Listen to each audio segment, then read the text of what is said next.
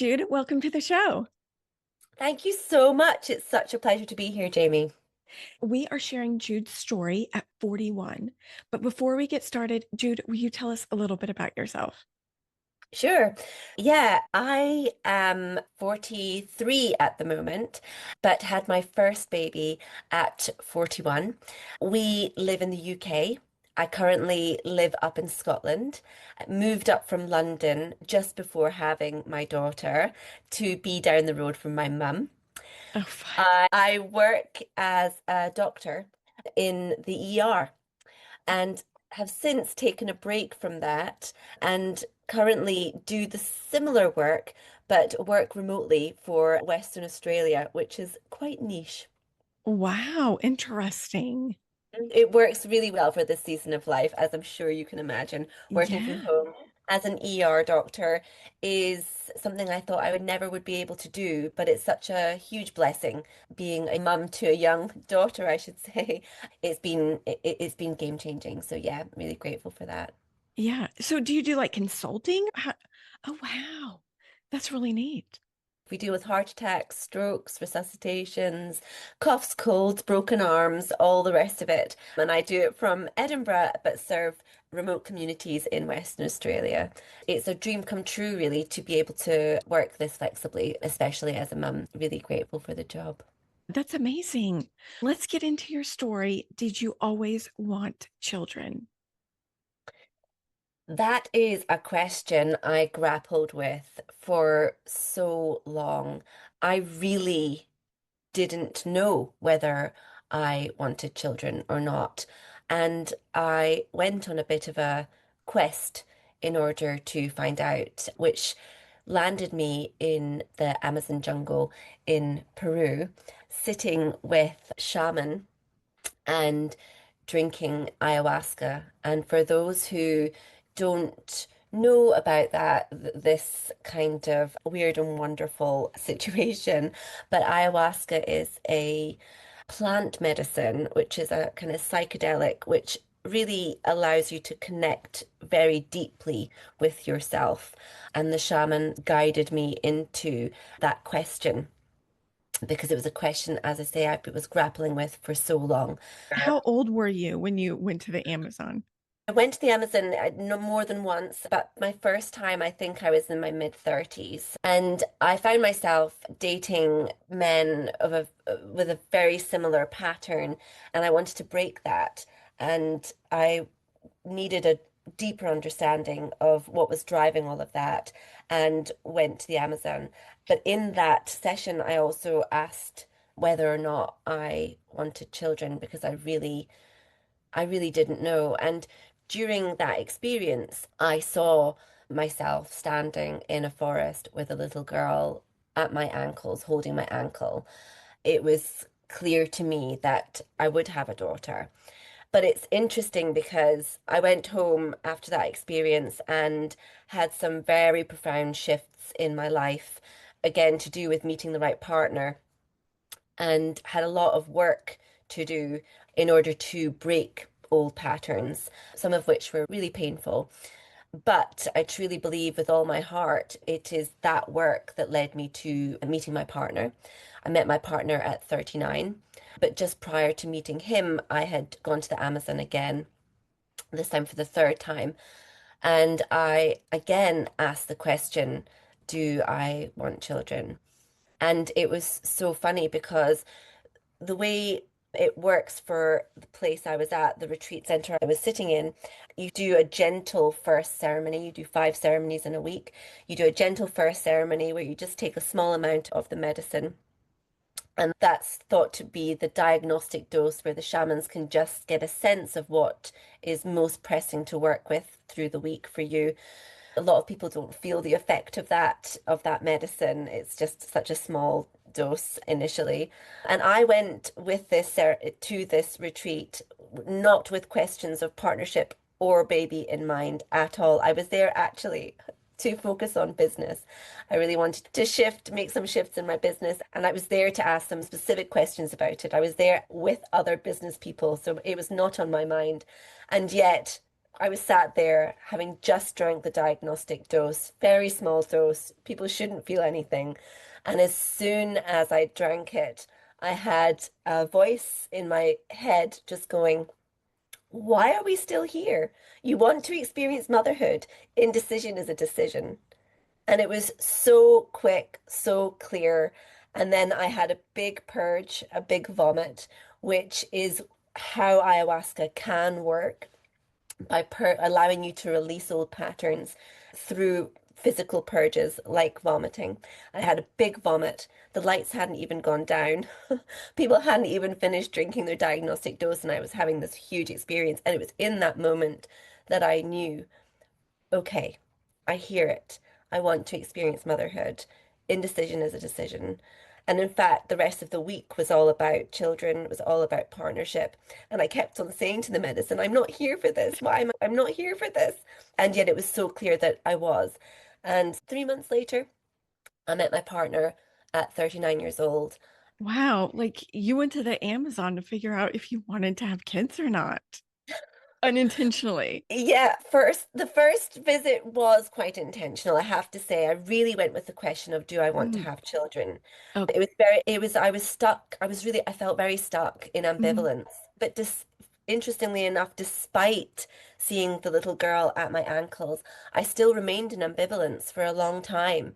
I really couldn't decide. I felt very stuck. I was in indecision, which, of course, the medicine told me was a decision, and is that mhm. the decision I wanted to make? So I feel I was really supported and guided to the decision of having motherhood, but it was one that didn't come easy.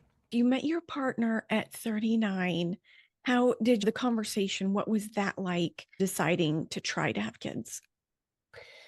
We met online, and he made it really Hmm? clear in his profile that he wanted children, Oh, which good. is something that I had decided I would intentionally look for, especially having received that message so clearly in that ceremony. So I knew I wasn't going to waste time with someone who wasn't super clear. And so he was super clear, and I knew that. But then we were dating, and it was important for me to have a relationship first and to have a good and solid relationship before we entered parenthood. And although I could feel the clock ticking, I did not want that to dominate our experience of relationship. I knew he wanted children. We had a conversation just to confirm that and so that we were both on the same page. And then to be honest, I left it. I left the conversation intentionally. I just trusted that he would let me know when he was ready. I let him know that I was ready early on, and I made it clear that I knew I wanted children, that I was ready when he was ready. I knew he wanted them, so I just let the topic be. And we went traveling after we turned 40, and we went to Bali and were there for a few months. And I remember very distinctly, we were coming to the end of our trip. We were staying in a lovely little place with a pool, and he just told me, yeah, I think I'm ready. I think I'm ready to become a father. And it was so funny because I'd written a little timeline back after my whole ayahuasca experience, and I'd written down that I'd meet someone, that we would go traveling, and then in March we would start trying for a baby. And on the 1st of April, he told me, I'm ready. Wow. So I was like, okay, this is magical and completely wild. But we were like, great, let's try. So started trying.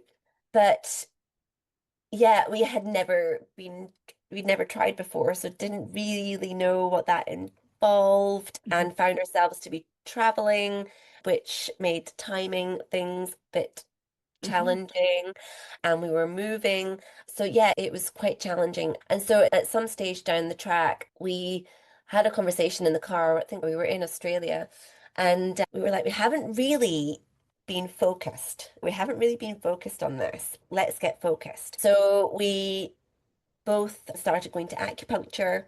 We both started really tracking temperature. I started tracking temperature and just got a lot more intentional about our trying.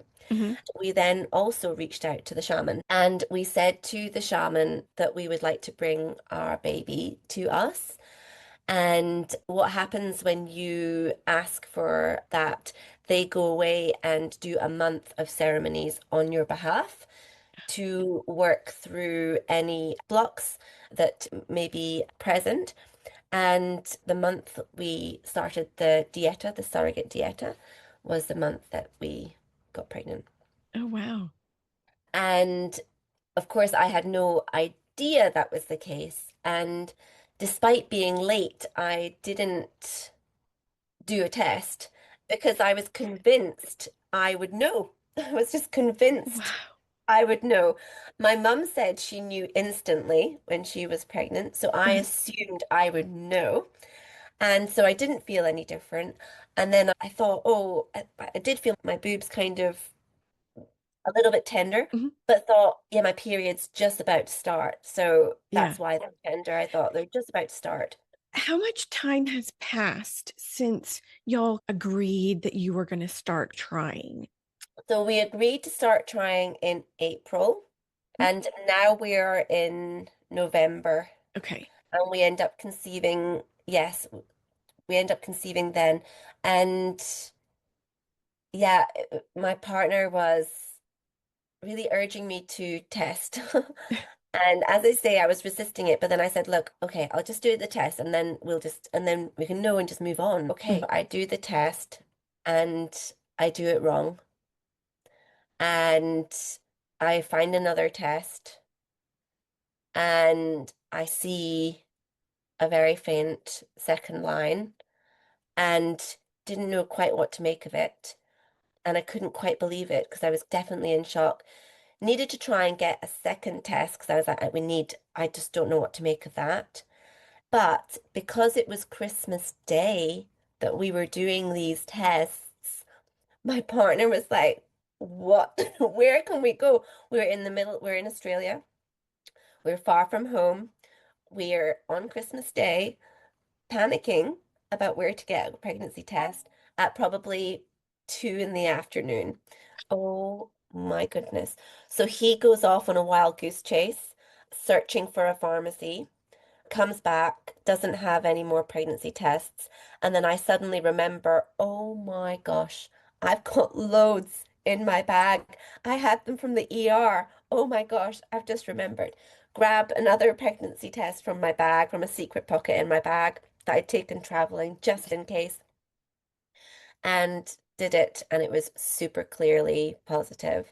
And then had to wait for hours and hours before we could phone our families and share the good news for them on Christmas morning when they Oh, woke up. because the time change. How funny. Exactly, exactly. So we had to wait, just not knowing what to do with ourselves. Like on Christmas Day in our summer dresses, which was all like a bit disorientating anyway, then phone our families and share the news with them as the most incredible Christmas present for everyone. What were you thinking during those moments that you are looking at this test? Real disbelief, and total joy. Joy, excitement, disbelief. It was an amazing feeling. I couldn't believe it. And I felt so much trust in the experience because I had felt so supported spiritually and knew that this baby was coming in and had been brought in shamanically. And so that really helped anchor me into a sense of safety around the pregnancy, which I so valued. Perfect. Jude, thank you so much for sharing your story. Thank you so much for having me and honestly giving me the opportunity to revisit that magical time. It was such a pleasure to share it with you.